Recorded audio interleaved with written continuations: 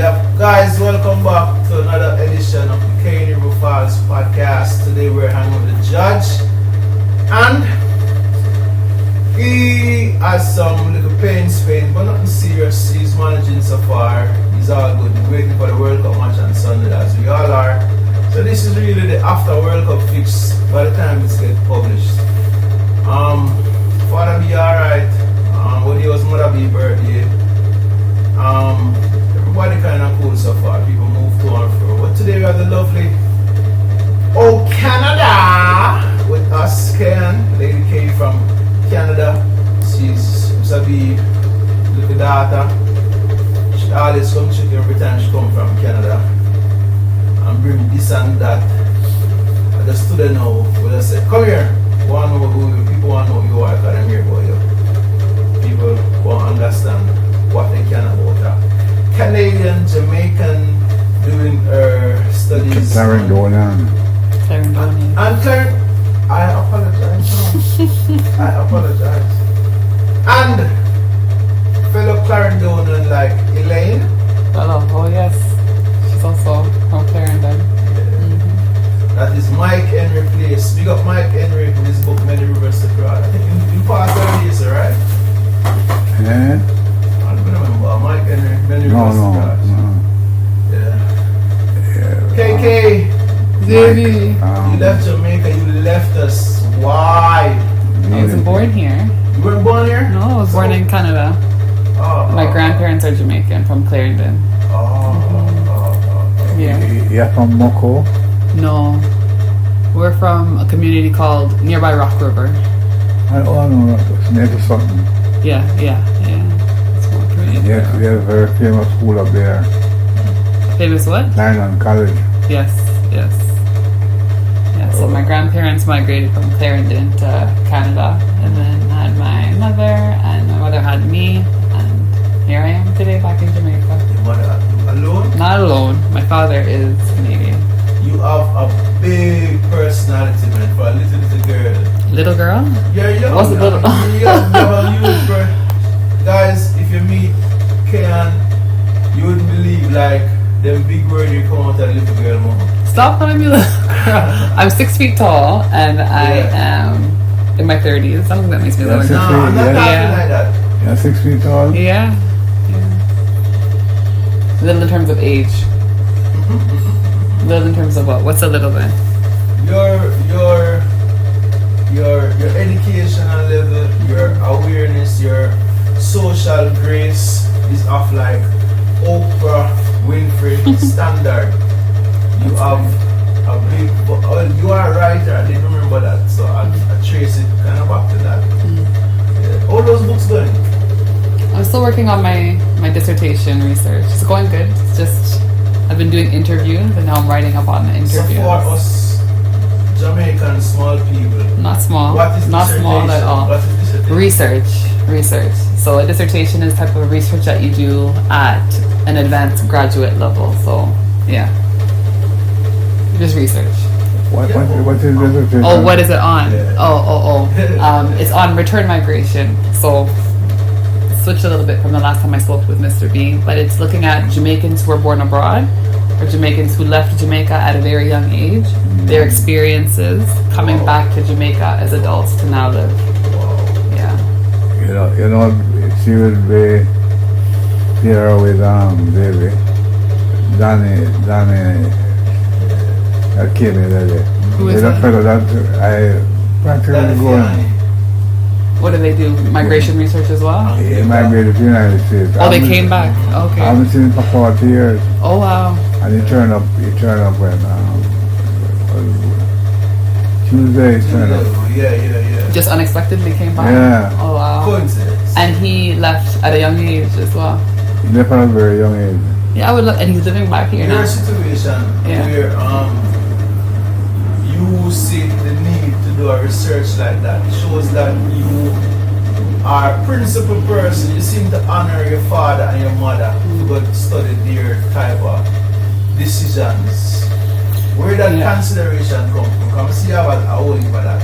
Well, my grandparents migrated as adults, and really tried to instill our connection to Jamaica in us.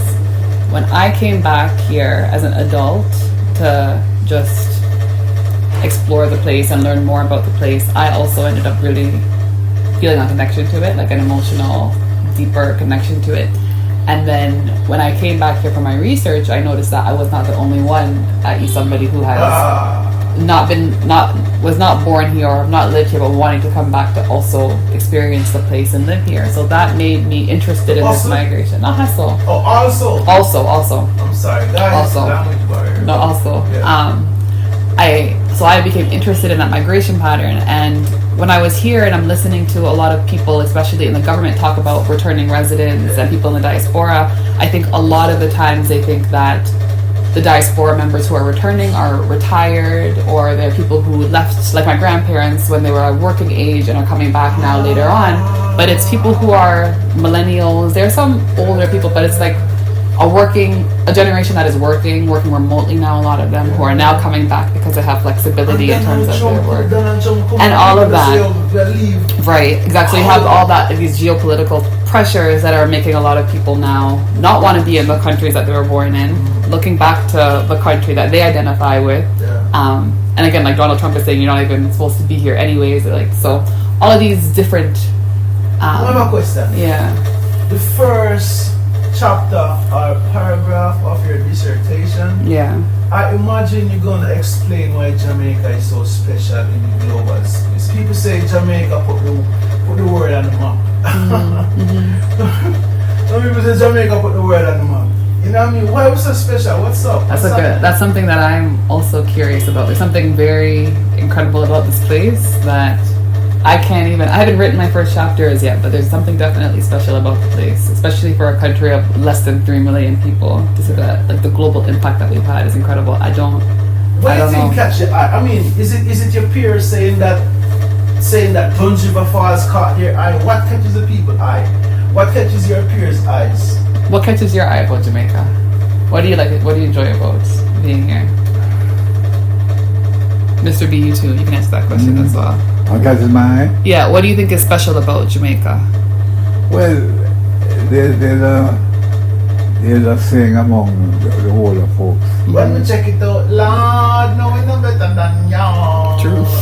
That the slaves were brought here from Africa. They came through the Middle Passage. And they were observed that the slaves that came, the most rebellious and intelligent slaves, when they came out of the Middle Passage, they couldn't leave them in Trinidad or in any place. They have to tell them and get them to break down. So they brought them to Jamaica, which was the furthest part, apart from the United States. And by the time they came here, they were more or less subdued. But they soon pick up their rebellious ways, because the amount of rebellion that went up, slave rebellion, that went on in Jamaica, didn't go on, didn't take place any place else, and even the great United States. For me personally, I believe what Mr. B is saying is 100% true, and a subset of what Mr. B is saying, I believe that there are like meaningful connections here. Like over there, it's like smile, morning. If people even say good morning to you, a lot of people don't even look you in your eye and say good morning to you. It's true. Before you continue, I'm going to interject on something you just mentioned that it's kind of peculiar too. We're not going to make it slide. When you're really looking at eye, because sometimes it seems disrespectful, but the connection, you can just stand up beside somebody and then when you feel them connection, you say, yo, I'm gone. You say, yo, alright, cool. It's like a million words. That's interesting.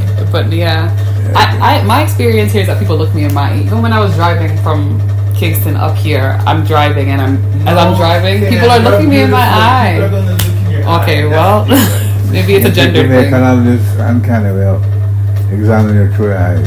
Yeah, I think so as well. What do you mean by that, sir? What do you mean? They look in your eyes. You know, see that you're a trickster. And you hope to know good. Are you a docile person? Are you Yeah. They read you. Yeah, yeah, that's yeah. that's a word. Read you. Just like the first time Oberman, you will go to him to read the hand. You know, the palm readers. We're prevalent in Jamaica, they're not around anymore. But you could go to Kingston and man will say, let me look at the palm. And you tell everything about yourself and what's going to happen to you through life. I would love to do that. Mr. B answered the question. He said we were so-called violent and we got tamed down when we came here last. I had mentioned that meaningful connections and eye contact. So what is your answer since you answered? Combination of the two of those things. I feel like there is something spiritual that I feel here that I don't feel when I am in Canada or the US, and perhaps it is a combination of the history in terms of, you know, the African people who were here and who are being descendants of them. I can finish first. No, may I interject? Okay. I want to fine-tune it. Is it sustenance or spirituality? What's the difference between the two that year? That's what I mean. Just pick one and run with it right now. But what do you mean by sustenance? What do you mean? What do you mean? So when I say spirituality, I feel like there is something like very. Alright. Let me tell you what I think with sustenance, right? When I was going to do a driving truck test in Canada,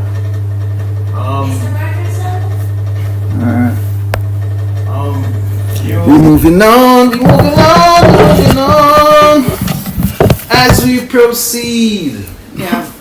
So I was saying that in terms of the spirituality, I think it may be a combination of just the history of like having some type of ancestral connection to the place, and I think there's very something special about.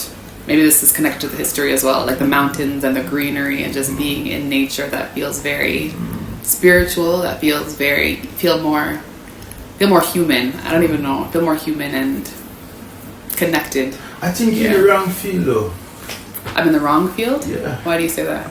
You have your own thing going. Were you alone? You were alone because you're only child, right? I have two sisters. You have your own. Yeah, you are your own person. That's like when you say write, I say yeah. But what would you write about, like novel or your own book? Because hands up, because you have a gift which will keep on giving, but you probably know it. I don't know if you know it, but something else interests you. But you see more interesting that you're very interesting, but you're not interesting for your schoolwork to me. You're interesting because of something else, and I guess I'm gonna find out by the end of the interview. I'm not sure what it is. I think I'm just genuinely like interested in people and things and learning more. So maybe that's just that disposition to just but like. It's like you don't meet nobody real in your life. I haven't met anybody real. Why do you say that? Because everything presented, your reaction to everything is like, oh God, I've seen this before. This is what you call it? Frivolous. Yeah. Like it's like, oh gosh, I know this technique before. I've seen this style before. You like your own. To me, you're a genuine writer. Well, thank you very much. Yeah, because you have your own thing to say. Don't you feel like you have your own things to say? As I feel like we all have our own things to say. You're also telling a story and communicating stuff through your music and your podcast, and even how you interview. You're getting something out into the world that's like unique to you, because the questions that you ask would probably not be the questions that and somebody the else thing is that you asks. use the education to protect it though. For what? Protect me? Yeah, to protect that thing. You use the education to protect it. Well, it helps You're because gonna come out doing, and I wish you the best, and I hope you're going Oprah and exactly. yeah. Thank you But very it's much. something that worth it. Anyway, alright. So we're talking. So the reason I say sustenance, I'm divert. Sorry. The reason I say sustenance and spirituality is because, alright. First of all, I'm do a podcast and interview. I really like when other people talk. But I have this thing upon a thing that interests you. So I said the only reason I'm going to do enough chatting right now, right? the Taínos them, the Arawak them just chilling hammock and swing and bell. And then Columbus say, why they not work? Why they not sleep on bed? Why they eat so much when they're ready? And it's like, them they just say, yo, it don't get no better than this. Let's chill. Yeah. I mean, Columbus come from way over there, so. They had it right, let me say, just enjoying life, taking it easy. May I come to that? Now, there are many other cultures, but in terms of Rastafarian, you're like, yo, you ain't got to go to your 9 to 5. You can't eat that grass, you can't eat that bush, you can't eat that bush right there, so that growing wild. Yeah. You can't eat that bush. Yeah. So it's like, there have been quite a number of cultures that be like, yo, what's the rush?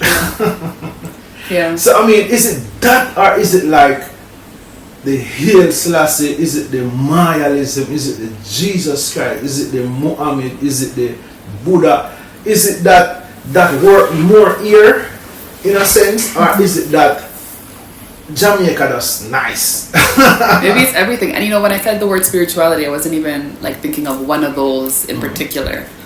When I said it, I was just thinking about how I feel when I'm here. You know, when I was in the U.S., I was raised a Christian, and then fell out of the church a little bit, started identifying as like an atheist, and then moved to agnosticism. And coming here and being in Jamaica, I feel like has reaffirmed my belief in something greater than me, something godlike, ancestral. Like I just can't believe that this is it. And like us human beings and animals certainly are like the only like entities that shape our everyday experiences. I feel like there's just something larger that's shaping and guiding and protecting us.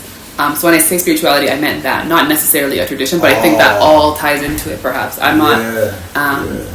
And I think that's also then connected to like the land. I'm interviewing people right now, as I said, who have made the decision to come back in adulthood. And a number of them, not a significant amount, but a few of them that I've spoken to so far have said that they want that experience of like homesteading. Somebody who I've spoken to is she owns a business up in Canada, and she's trying to now slow that business down so she can start farming here, solar, planting up. She's trying to learn more about the land, trying to learn more about crops and crop rotations and all this thing. And she's doing that from like a kind of going back to what you said, like a revolutionary or like resistance position of, you know, we're told that in this society we're just to be working, but we're so disconnected from ourselves, we're so disconnected from the land, we're so disconnected from each other. So her decision to homestead now, be a bit more off the grid, plant her food, support the community, is, I think, in a sense, her challenging that idea that is what we're all to do, and this is the only way to exist as a human. Like, there are different ways that works for some people, but for others, you know, it obviously doesn't. I think Mr. Burchinson, I think you'd agree that in a situation like that, being your ex-judge, ex-lawyer, ex-police officer, there probably needs to be a balance though, sir, right? Because if you're creative, you need the internet to push it out, no? What do you think? Well, it's as she was saying, the feeling, what you have to wonder. Wake up where this all comes from. Yeah. If you look at the Talamation, I spent some time with the Malak Indians. We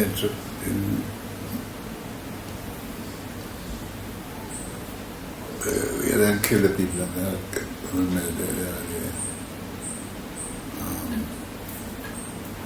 and we are thinking, there's been teepees and tents and everything. But they must said, I went there with them, and they were fishing a certain way. And these are why I even get involved with them. The matter was in court because they use a spear to do fishing, and the government, Minnesota, was saying that they're not supposed to fish like that. But they insist that it was their custom. So inherent in all of us, there's certain thing coming from us. We don't know what we care about our ancestors came from in Africa. But when you think about the Africans who travel across from Egypt across the Sahara Desert to South Africa, developed different customs along the way, intermarriage, and then we were taken them to the Caribbean, placed into slavery. What we call DNA came off on us. Right. Are we able to identify that DNA with anything? In our blood or in any part of our bodies or in our minds? And I think there is. Because Jamaica, sad to say, came out of slavery with a lot of customs and unifying thoughts and songs and music and everything that really reformed the whole Caribbean and the world. Yeah. And where this came from, where all this phenomenon came from. Yeah. We didn't have guitars in Africa or drums. We had drums.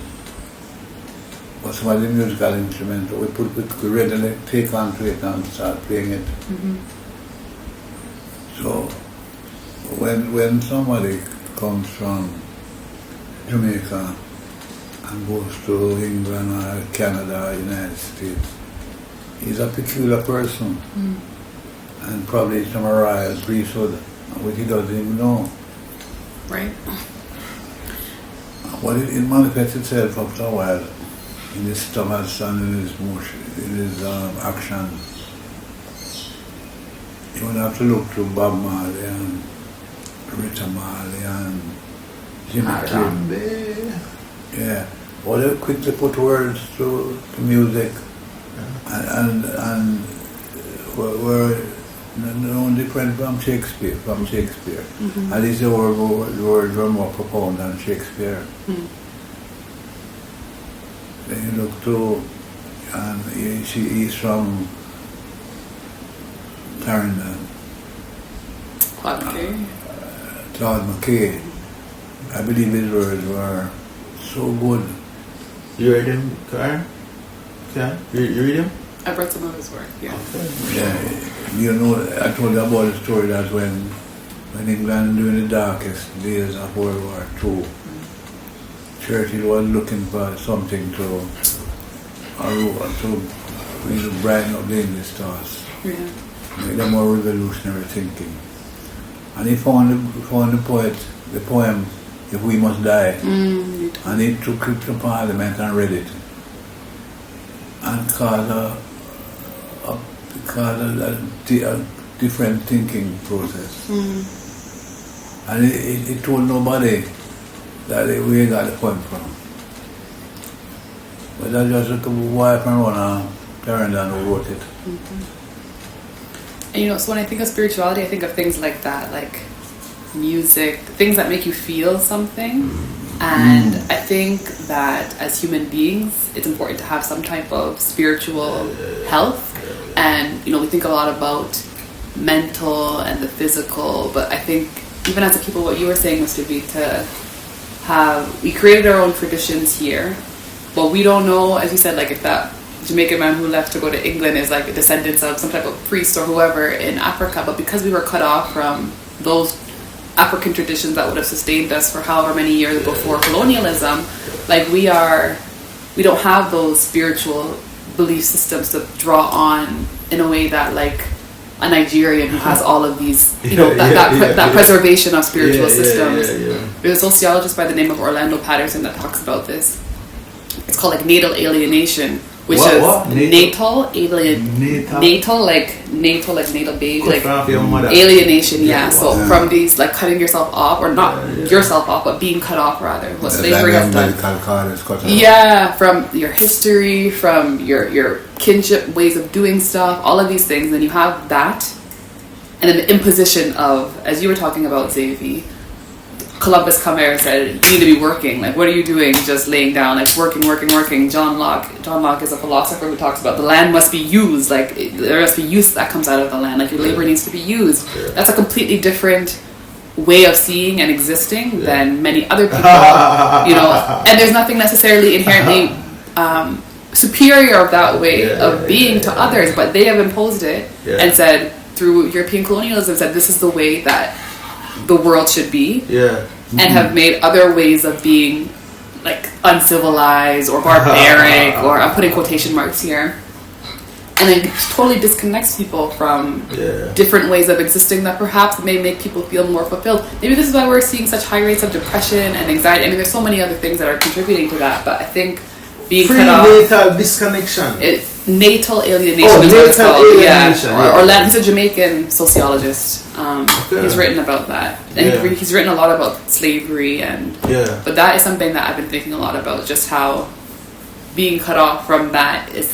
I think it's important as humans to have like a sense of continuity, a sense of like understanding of where we're from and what and to not have that, then I think does something to us. We want to know where we're from. We want to have a sense of place, a sense of home somewhere.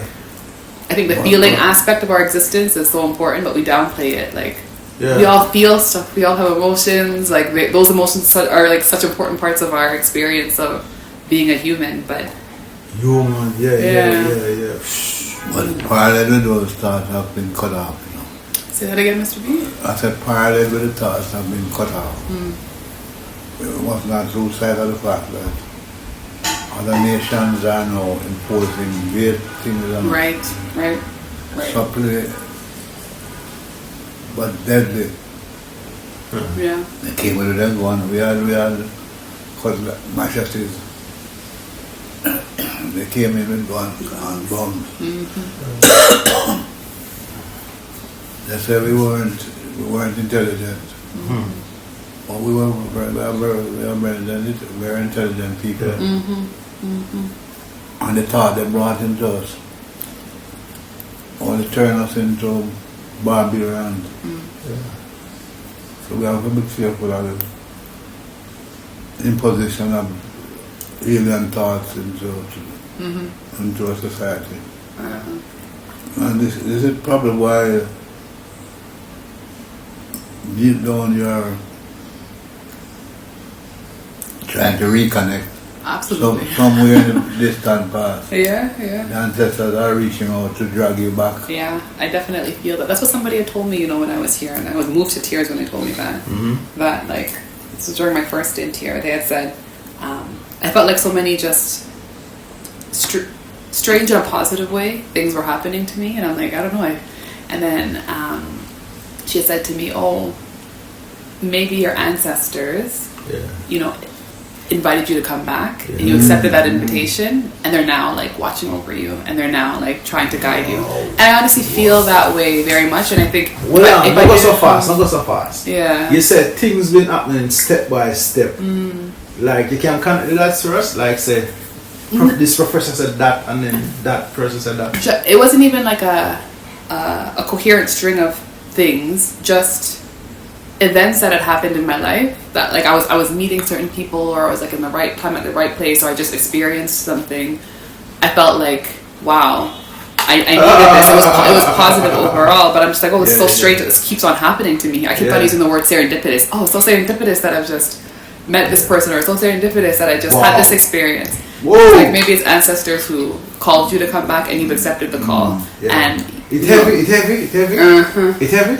What do you mean it's heavy? Like the things those thoughts. Because I don't really teach you off angle. It's so true. That's such a good point. Yeah. Maybe that's why it moved me to tears. I think it's something I'm processing, because I believe it to be true. Like, and I don't think if I didn't believe it to be true, I wouldn't have had the emotional reaction that I had when she said it. Because even if I can't wrap my head around it conceptually, I feel it. Like, I do feel it very much.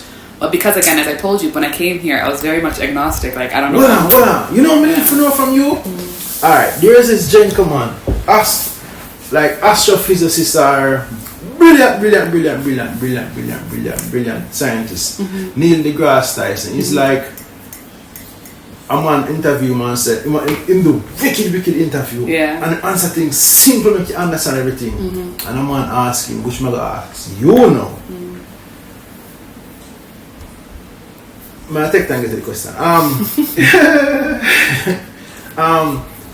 Him have every mathematical formula for prove everything, but yet still them go to church. So like, and people say, how you deal with it? And I say, boy, that I'm a 1 week spot as much as I'm smart, I'm have money, You can't you know. explain it. Yeah, you can't expect why I go to church, but him I believe in science, and it's like, it not hurt him mind. Him just know say, what I just like that for me. Yeah. yeah. Yeah, it's a good point. I think it's something I'm still personally working through because I'm Okay. still trying to figure out. I would believe that he is at a crossroads. Neil deGrasse Yeah. Tyson? I think, Neil deGrasse Tyson, you mean, or me? A big man in a Neil cell. deGrasse Tyson, who he's talking Neil about? Yeah. The man who's talking about. Yeah, he's at a crossroads. Some people cross, some people don't. Do you think it's Wow. possible to hold both at Wow. the same time? I don't know. But But sir, there's some black people say the devil there, and there's some Mississippi people say the devil is always at the crossroads. the crossroads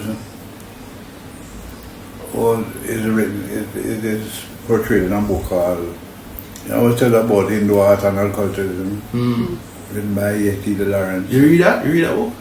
Yeah, we used to see them. You told me about Okay, that. okay. Yeah. As a police officer. We used to see Okay. them at the post office. And as a Jamaican used to buy them. I don't know if this is a banned book, you're not supposed to have it. Okay. Just like the British might have done something on it, I don't know. Okay. But the 6 and 7 books of Moses Yeah. is not in our Bible. Yeah. You ever read it, okay? We have the book, another book that is in the Bible, but not in our Bible. The book of the Maccabees. Yeah. You heard about that one? I think you told me about it, but I haven't.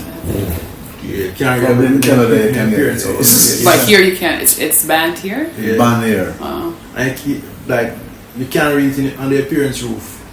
It's illegal. It's illegal to do that. No, like What do you mean you can't? The Why? children would not allow you to read it. you powerful say you have to read it in your own yard. Interesting. Okay. It's delving in the occult. Oh. So the British banned it from when we came. I think even before slavery was abolished. Yeah. Because the slaves used to love to read it, contrary to public opinion. They were very intelligent. Nah, it's a food, sir. Alien Vex, you know. Yeah? I'm say alien look take one look in your plate and disappointed. Then, She gone in her room. Sorry. Continue, sir. no, Sorry. so what do I say now? The 6 and 7 books of Moses the and 6 or 7 Yeah, books, the yeah, the book of the Maccabees. Yeah. Maccabees, yeah. The other books that were back, still banned in Jamaica. Yeah. So you're saying the British banned the book of the Banned the Maccabees book, yeah. before slavery?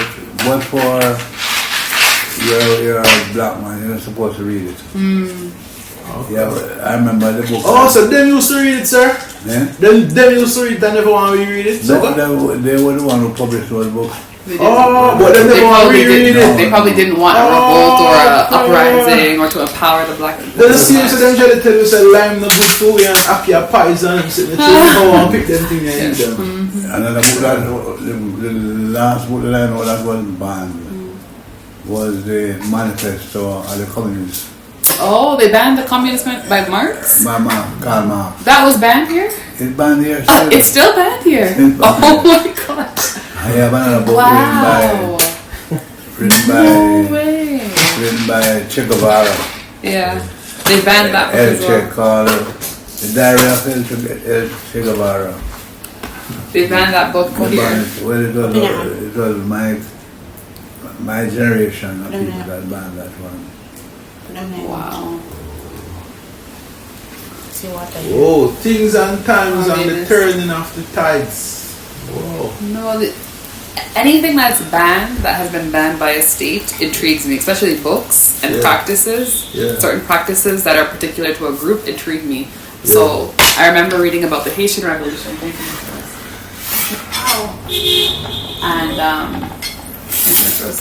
And Yeah. I remember reading about the Haitian Revolution and the importance of like African spirituality. They were saying voodoo. I'm not sure if it's necessarily voodoo that they were used, but Yeah, helping them Yeah. help do the revolution. And then you hear Like things. weed and No, just like about weed. I don't know if they're burning weed or not. I doubt they would be burning weed, but You just smoke, you smoke. They have no lifted the ban on a certain amount of weed. yeah. But I'm referring to just the practices, like the African. They were drawing on whatever African spiritual practices to help them build the strength to do whatever But they were isn't doing. that like- And then the fact that Obia is banned here, and I believe it is still banned here. No, it stopped. It's not- 5 years ago. It left off. It really? Yeah. I didn't see that in the news. Well, the fact that it was banned for so long, if that is the Yeah, case, yeah, yeah. tells me that there's something important about learning about it. Yeah. That the state, Yeah. especially the colonial state that tried to suppress black people, Yeah. wanted us to access or know about. So when I hear about things like this, like the slaves were reading this book and then they banned it, Yeah. it makes me feel like this is something that is important as a black person to be reading about. No, I don't understand. Go on again.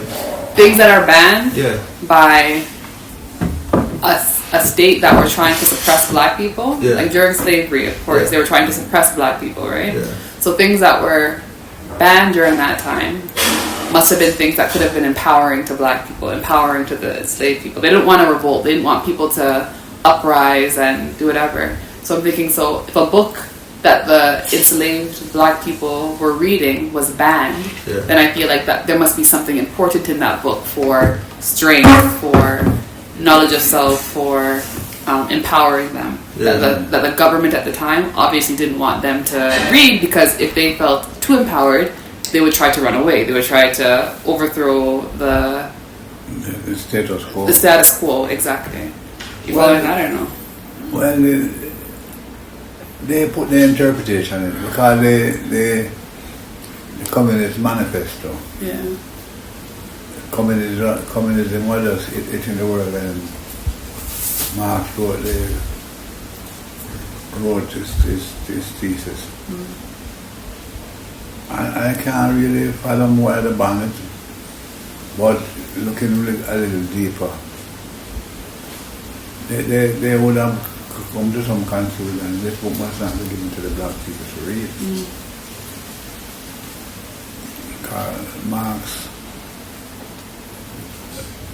Marx touched on the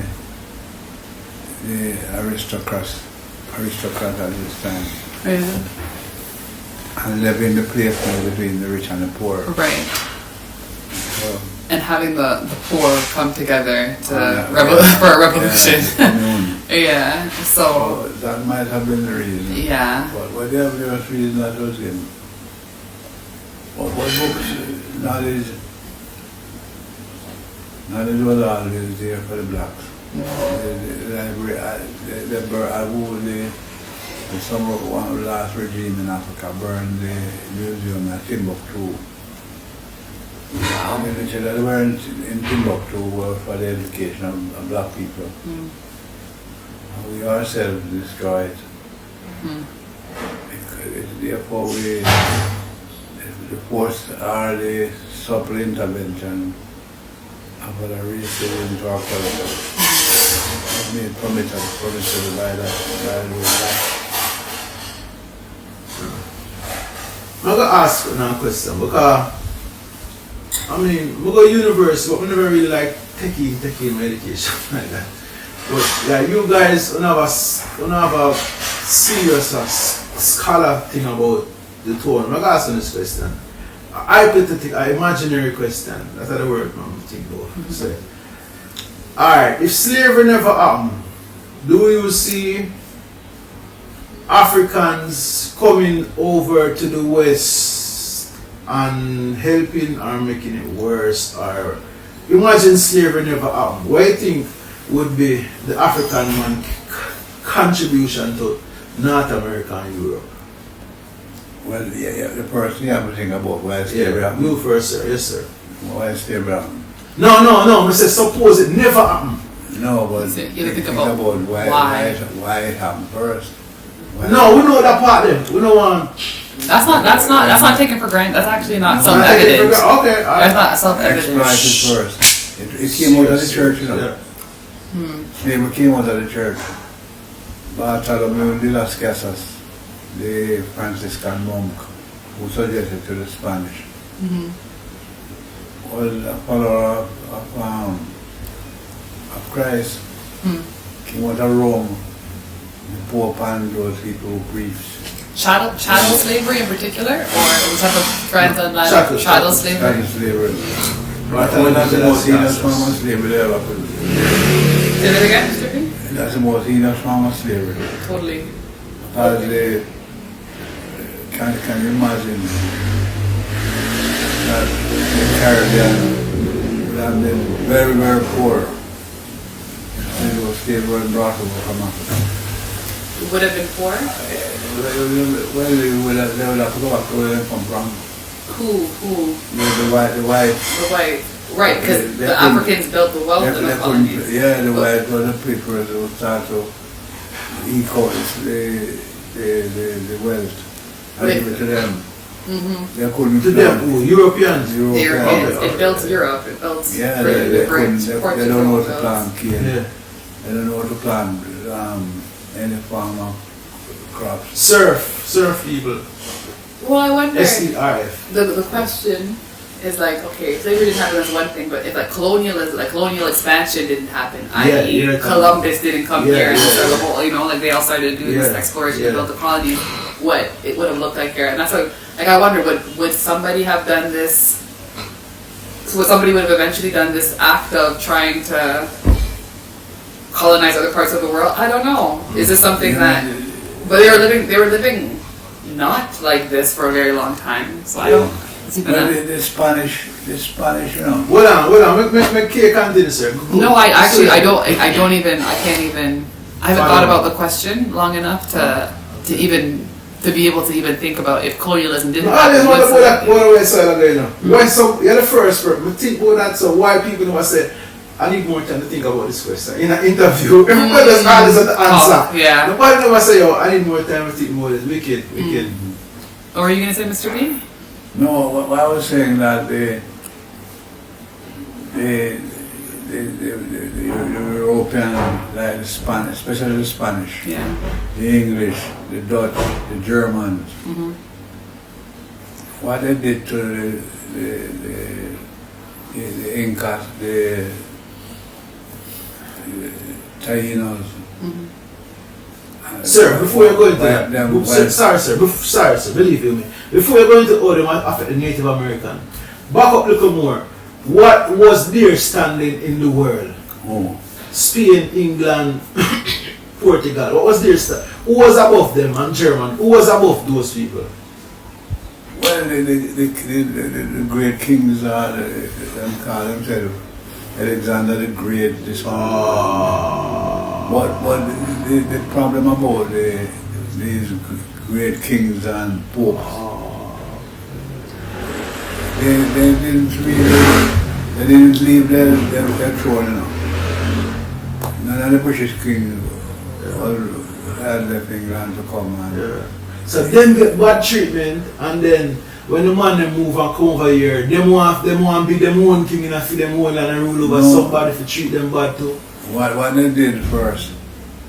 Remember that the Moles send their prisoners to the Yeah. to work Mm-hmm. as a means of eking out wealth. Yeah. But apart from that, Yeah. there's a form of bribery that nobody speaks about. These guys who in England, who were the lords and the judges and the priests and the Levites and everybody, they were given substantial holding of land Yeah. in the Caribbean, and especially in Jamaica, like Dallas. If you were an English lord and the king came to you and said, well, I have 2,000 acres of land. in Yeah. Jamaica." Rule in my favor. No, at a place called Dallas. Yeah. Yeah. Go and take it over. Yeah. Started growing coffee and send the coffee back to me. Yeah. So when he came here, he killed off all the Taínos. And when they brought the blacks have to grow the coffee. And these crops were sent back to England. Yeah. Be sold like a marketplace. And they make untold wealth. I don't know. It has not been quantified, but reparations is speaking to that problem now. That we need to give back the people who suffered some form of reparation. Sir, speaking of reparation, do you believe that having reparation and repatriation on the table is Caribbean people highest character, personality thing we ever did? Is this our greatest achievement, even if it work out? Or right now, or fighting and struggling for it? Is it our best right now for ask or demand reparation and repatriation? Where your professor name again? But Beckles. Hillary Henry Beckles now had the reparation unit at the Caribbean. Yeah, he went to UK recently for some Yeah. conference. There's ongoing discussions about it currently. I saw him speaking. Yeah. You went there? No, I didn't go there. No, I just saw it Beckles online. was there Yeah. addressing what he met with some form of pushback by an English lord Yeah. who told him that the Caribbean and the West Indies should be paying the England. I saw that. I saw You that. ready? The audacity. But Yeah. And I saw an MP as well, so something similar. Yeah. Indian, MP of Indian descent, or some type of government Then, official. I don't know if this is the same well, person, but there was another politician. About, so we work it to that. You must be us now. Yeah. It's like the French. Yeah. No, but you see, they're making a joke of this problem here. Yeah, I totally agree. We are, history has placed us in a very enviable position. You know, why did I say that? So you agree with the man? No, I'm curious. No, man, I don't know if I would agree with him. Why you say history has placed us in an envious position? The man is a local. Idiot. Why you say history has placed us in the Caribbean in an enviable position? Yeah, because of what happened. When they took us from Africa, I don't know what the top thought process was. To bring us to the Caribbean, work us that when they accumulate enough wealth, they will take us back to Africa. That was it? They were going to take us up now? No, you have never seen a thought written Yeah. to say, well, let's work them out in the Caribbean. Yeah. Those who survive, we'll take them back to Africa. There was nothing like that at all. Yeah. I don't think there was an end in sight. Like There was no we're gonna bring them back after a while. They were trying to exploit. It's a line of production. Right, exactly. And when this line of production will be endless, Yeah. as a result in Baku. And the market would be endless too. Yeah, there's an island in the Eastern Caribbean called Baku, where they used to carry the women them and the men them. The men were, they believe, would impregnate women them quickly. And it was like a bank. You carry your female slave there, put him with a male slave, and as soon as that, they impregnate her. And it well to you because you have another slave, and that slave was valuable. As at one time, the slaves were more valuable than the plantation. Oh, that's so sad. Sir, Ken, look on that question here now. Where Donald Trump said, let us make America great again, with places like Baku and a system set up in the transatlantic trade, and production in America grow envious over Europe. Alright, that's America great, so they want to make great again. What was African and Caribbean people greatness? That's a great question.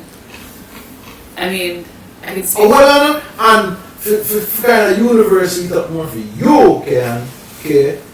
What about like are we on the same standards and anything, even that, like, because I think that's something you are dealing like. What do you mean, are we on the same standards? Like, do we use the same measuring stick for Caribbean people and Africans versus USA in terms of greatness? even the word great, I think needs to be problematized a bit because, like, great for whom, right? Like, during the time where Exactly. America may have been experiencing, as I'm putting in quotes here, glory, I'm sure the black people who were being exploited there did not think that the country was great. The Native American people who were getting their land dispossessed did not think that the country was great. Like, it's been great for perhaps the whites who would benefit from this system, but not great for others who did not have that luxury. So I think even greatness is something that isn't self-evident. Here in Jamaica, Jamaica as a country came into existence for the purpose of getting other countries rich. Like it. So what is that? So what does that? No, it's true, right? Like that's now we don't have the same history as like a country like a Nigeria or Ghana, where that I mean there were Taino people here before, but it wasn't Jamaica as we know it today. Like it was a whole different existence. So it's hard to, I think, even at the end of the day for black people, since like colonialism, has it ever been a great situation for us? Like, who has it been great for? It's this whole modernity is for whites. Like, no, I don't want to say whites because even it's a broad category, but it was never to make the existence of African people who came to this side of the world great. So it's hard to. And we'll answer one more thing, Kay. Maybe you want to take it, or Kay, if you take it still. Which nation deserve to make the other nation rich? Or which rich nation in the world want to make another nation rich? Is that hypothetical? Is that silly? Is that dumb? Is that a bad philosophy? Is that the way forward? What is it? Which nation must make another nation rich? Well, Which nation is responsible for another nation's development? everybody is responsible. I know disrespect because USAID them help still enough, even though them tie up and get the back. But no place where you see USAID the Tampa, USAID the Wall, USA and Canada too.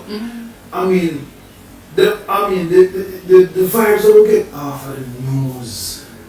Which could be lying now. The vibes that we get off the news is that and every Muslim man know what some Muslim man really come kill everybody.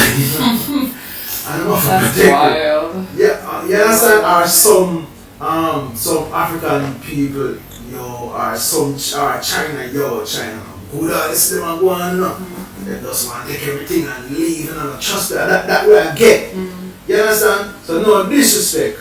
But yeah, like who does that? Can we trust Uncle Sam? Should we continue to trust Uncle Sam? Is Uncle Sam trustable? Because it seems to defend me, but I don't tell. Yeah, Uncle Sam want to like, what's up? That's a good question. Mr. B, you were going to respond? Well, I go to the question on greatness. The Trump, the American, Republican theory that they can make America great again. What is greatness? Who said they were great? Were they ever great? Were they ever great? Right. Remember that the Americans came out of the Boston Tea Party. Revolution, 13 colonies revolution. Yeah, when they showed the Tea in Boston. in the Boston Day. Yeah. And that caused a revolution. And why was it done? Because England wanted to tax them. Yeah. So what is this greatness? No taxation, no representation. Exactly. Yeah. So what is the greatness? But they're trying to do the same thing. Yeah. It just, And so this was stupid. yeah. And I don't know, probably I don't know economics. Or can you now say that I produce rice and you produce sugar? I am buying your sugar and you buy my rice, but I will pay you tariff on my rice. It doesn't make any sense. Is Yeah. that the thinking of a great nation? No. Could never be the thinking of a great nation. Yeah. And the problem about America, America, to a great extent, even more than the historian want to recognize, benefits from slavery, Yeah. benefit more than in the Caribbean countries. When you had the when you had the Sam Sharp rebellion in Montego Bay, these slaves were rounded up, they were killed. And we're taking to South Carolina, and South Carolina saw a great improvement in their GDP. Yeah. Because those slaves that came from Montego Bay, St. James and Hanover, were good workers and Sorry planted, for cutting it. It's pull your foot. planted crops with which yielded a lot. And crops that they weren't prepared to plant either, and they didn't know about them. So the great way this greatest country. Yeah. But they want to recognize the people as great. It's to give the Africans their rightful place in Absolutely. their history. Absolutely. Yeah, you cannot talk about any ostensible greatness without talking about the Africans who built it in all these I places. tell you one great thought. The guy that owned this property, or Dallas property, he went to the United States and became the vice president. Yeah. And actually saved the Americans from bankruptcy. So we're the greatness they're talking about. I can. Your time. We'll close it out with UK. Okay, let me hear. See, Same question. your views from own submerged into the question, like the measuring stick of greatness and for, you know, but I want to answer this specifically. Yeah. What is the measuring stick of greatness? Well, I think right now, because we live in a capitalist No, not right society, now. In your world, your people, Oh, like your what? generation, your young people. What would be is greatness? What your generation sees as greatness? I don't know, everybody's very different. No, I don't think because there's as a a collective, like I wonder we have what it is, one different direction. We're not like we're not coming with the tribe and African I don't think that is so different. I still think it really depends on the person and what they value. I think one is Utopia. I'm going Japan and Utopia. That's what this is when it straight. I live on government bush.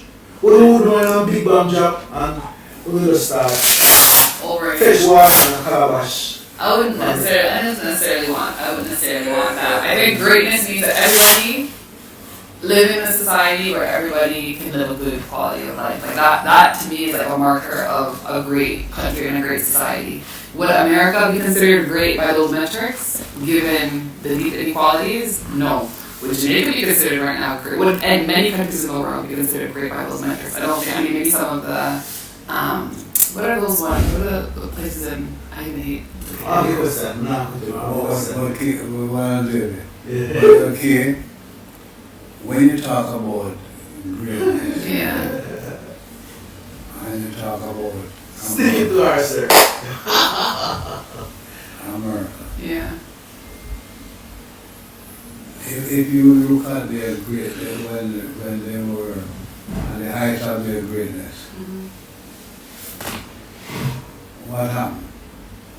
That revolution, there is that what Trump wants to have. Is that what he's fighting for? I wonder if Trump knows enough about the complexity of history to even understand that something like that is a Yeah, that had a revolution. right. But like, And then the southern states decided to secede from the northern states. listen, I just Oh, don't yeah, yeah. think Which revolution did that? The American Revolution, Okay. What year was it? remember that they were fighting before because the southern states decided to keep Oh, the slaves. Civil War. Yeah, Yeah. Okay. they didn't want to free the slaves. Yeah. The northern slaves said, well, we'll free them. And it called revolution. So what are they talking about greatness? Yeah. What is greatness? And then you look the other way now. If the black slaves had run away and fought with the northerners, would they have conquered in the southern states? Would they have won the war of independence, revolution? The question of the K now, when Sir said that, my government question double.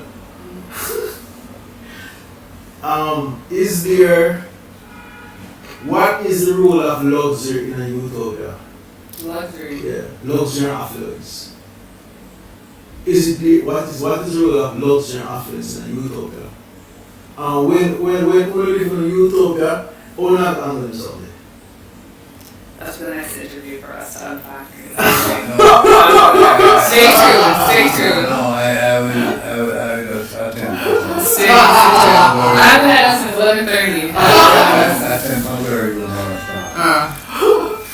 No, Solomon is reputed to be one of the wealthiest kings that ruled Israel. And untold wealth, the palace was made of gold, everything was gold. The Queen of Sheba, But sir, do you like Solomon? eh? Do you like Solomon? Because David, them call the great king. They're not called Solomon. No, they don't refer to him, but Solomon became so rich that his wealth, the top of his wealth spread around the world. Yeah, but the Jews themselves not like. No, but I'll tell you what I wanted to bring Okay. humorous thought to you.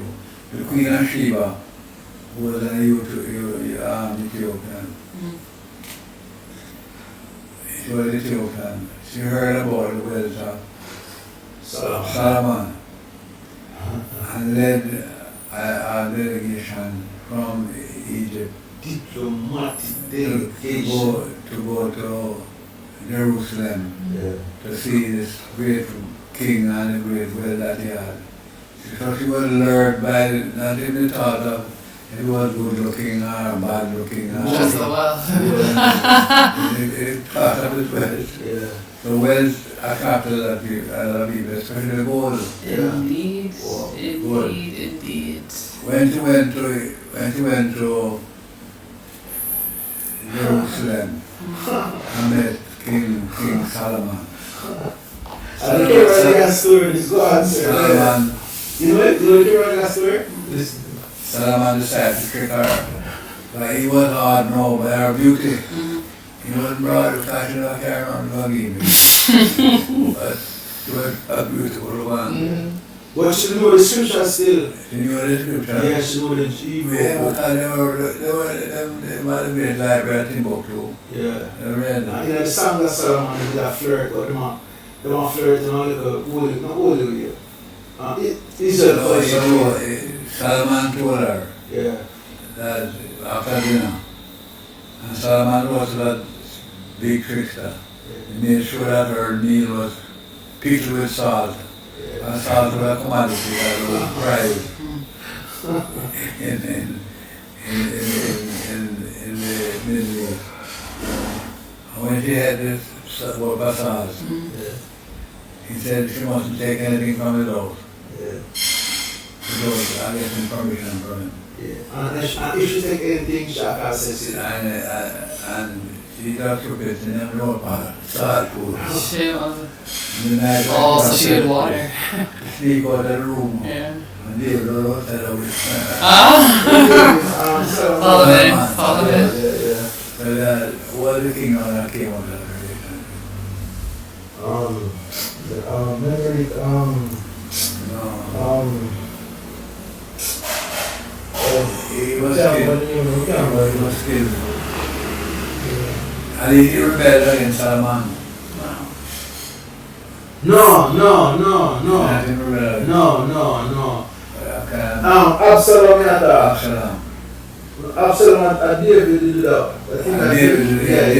David. Now what did she pregnant and get the ark and seal over the land with the ark. And That is Sheba. yeah, she get the ring, she get the baby and she get the ark. According to the Well, in Africa, no, in Egypt, in Ethiopia, they say that the Ark of the Covenant is in Ethiopia, and guarded by a whole tribe of people. yeah. You know that we were given over land in Ethiopia. Oh, Fisherman. for Jamaicans or us at the Covenant. Well, for 7 years they didn't see any rain. Well, that was a good interview, Ziggy. Thanks for being. Guys, big up. Thank you, KKK. Thank you, Judge B. We proceed another time. Okay, we're gonna head down now.